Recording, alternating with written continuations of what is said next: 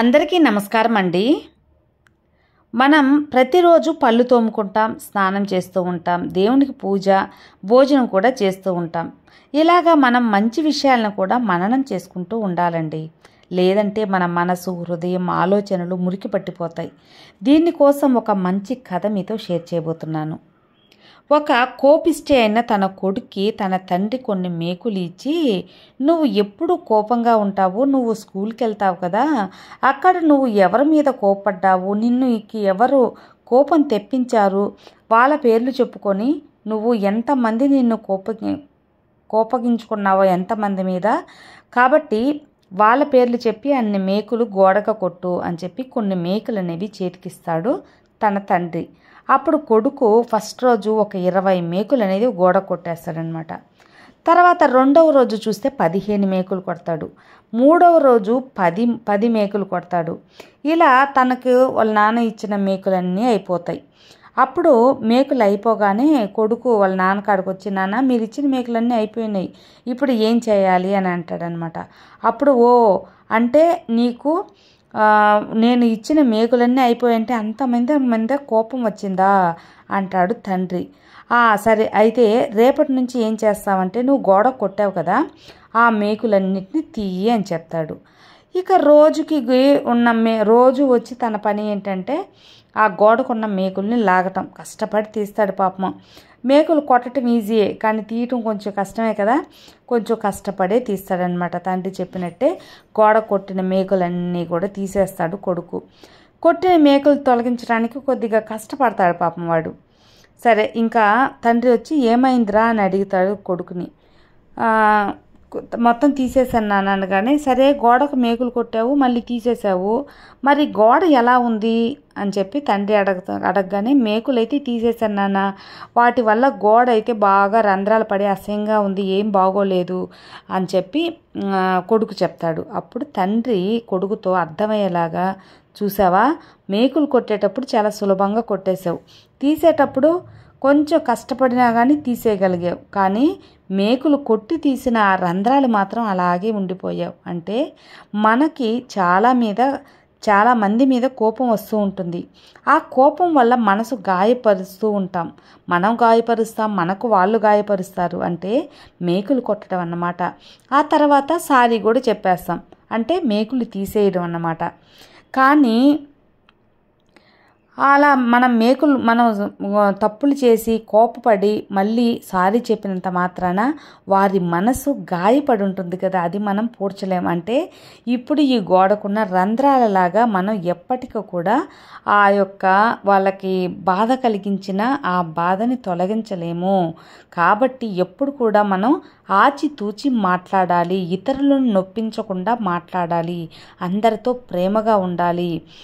మనసుకి మేకులు కొట్టడం మనం తగ్గించుకోవాలి, అంటే గాయపరచడం తగ్గించాలి అని చెప్పి తన కొడుక్కి అర్థమయ్యేలాగా చెప్తాడు తండ్రి. అప్పటి నుంచి ఎవ్వరి మీద కూడా ఎక్కువ కోపడకుండా, అరవకుండా ఉంటాడు ఆ కొడుకు.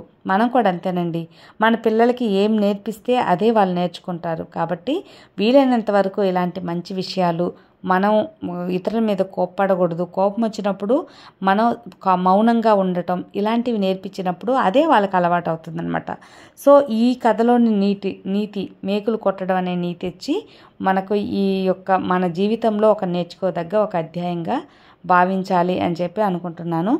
ఇక మనందరిలో ఎక్కువగా కోపం అనేది ఉంటుందండి. మనిషి అన్న తర్వాత కోపం రావటం సహజం. కానీ ఆ కోపం ఎంత ప్రమాదకరమైనది అంటే, తన కోపమే తన శత్రువు అంటారు కదా పెద్దలు. ఇది అక్షరాల నిజమండి.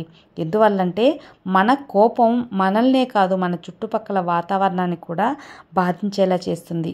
దానికి పర్యవసానం మళ్ళీ మనం దానికి ఏం చేసినా కానీ తీర్చలేమన్నమాట. ఈ కోపం వచ్చినప్పుడు ఎంత ప్రమాదకరమైనదో ఒక మంచి కథ ద్వారా మనం చూద్దామండి. పూర్వం విశ్వామిత్రుడు 1000 సంవత్సరాలు తపస్సు పూర్తి చేశాడు. అక్కడ ఇంద్రుడు వచ్చాడు. మాట వచ్చేసింది ఇంద్రుడికి, విశ్వామిత్ర మహర్షికి. ఇంద్రుడు తలదన్నే స్వర్గాన్ని సృష్టిస్తాడు. విశ్వామిత్రుడు అదే త్రిశంక స్వర్గం అని కూడా అంటారన్నమాట. అయితే పుణ్యాత్ములంతా ఇంద్రుడు ఉన్న స్వర్గానికే వెళ్తారు తప్ప విశ్వామిత్రుడు తన తపోశక్తి దారబోసి సృష్టించిన స్వర్గంలోకి ఎవ్వరు కూడా వెళ్ళరు. కొన్నాళ్ళకి ఆవేశం నుండి తేరుకున్న విశ్వామిత్రుడు అయ్యయ్యో తపశక్తి అంతా కోపం వల్ల ఆవేశం వల్ల పోగొట్టుకున్నానే అని మళ్ళీ తపస్సు చేయసాగాడు. మళ్ళీ 1000 సంవత్సరాలు పూర్తయింది. ఈసారి ఇంద్రుడు తాను వెళితే సామరస్యంగా ఉంటుందని పెద్దగా స్పందించని భావించి ఊర్వశిని పంపిస్తాడు ఇంద్రుడు. తపస్సు నుండి లేచేసరికి ఊర్వశి ఎదురుగా వయ్యారాలు ఊగుతూ నిలబడి ఉంది. ఊర్వశిని చూసిన విశ్వామిత్రుడు ఆమె మీద మోహిస్తాడనమాట. 1000 సంవత్సరాల పాటు ఊర్వశితో ఉంటాడు.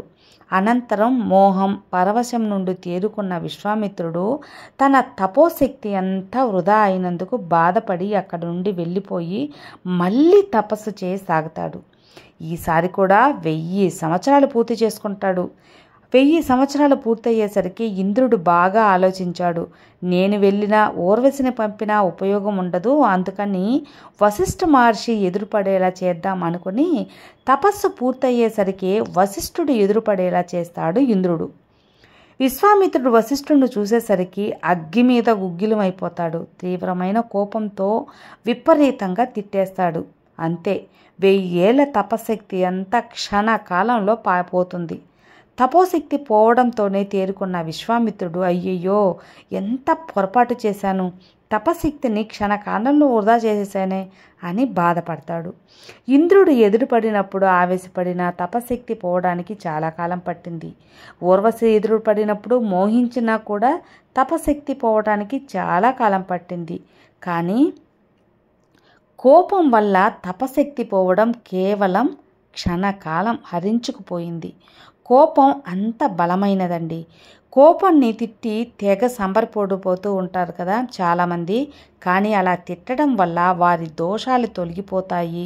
మీరు ఎంతో కాలం కష్టపడి సంపాదించుకున్న పుణ్యం మాత్రం క్షణకాలంలో హరించుకుపోతుంది. 1000 సంవత్సరాల ఇంద్రియ నిగ్రహారంతో చేసిన తపస్సు క్షణకాలంలో పోయినప్పుడు ఏ సాధన లేని మనం సామాన్యులు. మనం గడిపే జీవితంలో కోపం మహాశత్రువై మనల్ని నెత్తినెక్కి కూర్చుంటుంది. మంచి హరించుకుపోతే మిగిలేది చెడే కదా. చెడు సంస్కారాలకు ప్రబలమైతే మిగిలేది మాత్రం బాధలు, దుఃఖాలు, మించిపోతే అనారోగ్యాలు. ఏవి ఎలా ఉన్నా మనకులో ఉన్న వీక్నెస్ కోపం. ఆ కోపం అనేది మనకు అనవసరంగా వచ్చేసి మన పాపాలను అనేది పెంచేస్తూ ఉంటుందన్నమాట. కోపమే మహాశత్రువు. కాబట్టి దీనిని మనం దృష్టిలో పెట్టుకొని కోపం తగ్గించుకోవటం, అందులో సాధనలో ఉండేవారు మరింత జాగ్రత్తగా ఉండాలి. అంటే చదువుకునే స్టూడెంట్స్, ఒక సంస్థలో జాబ్ చేసేవాళ్ళు, వీళ్ళంతా కూడా ఏంటంటే జాగ్రత్తగా మాట్లాడాలన్నమాట. కోపంతో ఎలా మాట్లాడినా కూడా వాళ్ళకే ఎఫెక్ట్ అవుతుంది. కాబట్టి కోపాన్ని తగ్గించుకోవటం ఎంతో శ్రేయస్కరం. అంతేకాకుండా ఈ కోపాన్ని తగ్గించుకోవటానికి ఒకే ఒక మార్గం ఉందండి, అదే ధ్యానం. ప్రతిరోజు కూడా మనం ఉదయం యోగా వ్యాయామాలు ఎలా చేస్తూ ఉంటామో అలాగే ఒక 10 నిమిషాలు ధ్యానం, మీకు నచ్చిన దైవాన్ని తలుచుకుంటూ ధ్యానంలోకి వెళ్ళి మౌనంగా ఎవరితో మాట్లాడకుండా ప్రశాంతంగా దైవాన్నే స్మరిస్తూ ఉంటే క్రమేణా ఆ కోపం అనేది తగ్గుతుంది. మనకు కోపం వచ్చినప్పుడు ఆలోచిస్తామన్నమాట, తప్పకుండా తగ్గించుకునే శక్తిని అనేది పెంచుకుంటాం. అది ఫ్రెండ్స్ ఈరోజు వీడియో. ఈ వీడియోలు కూడా మీకు అందరికీ ఎంతగానో మోటివేషన్గా ఉంటాయని అనుకుంటున్నాను. నచ్చితే లైక్ చేయండి, షేర్ చేయండి, సబ్స్క్రైబ్ చేసుకోండి. మరో మంచి వీడియోతో మళ్ళీ కలుద్దాం. అంతవరకు have a good day friends. Thank you for watching. Bye.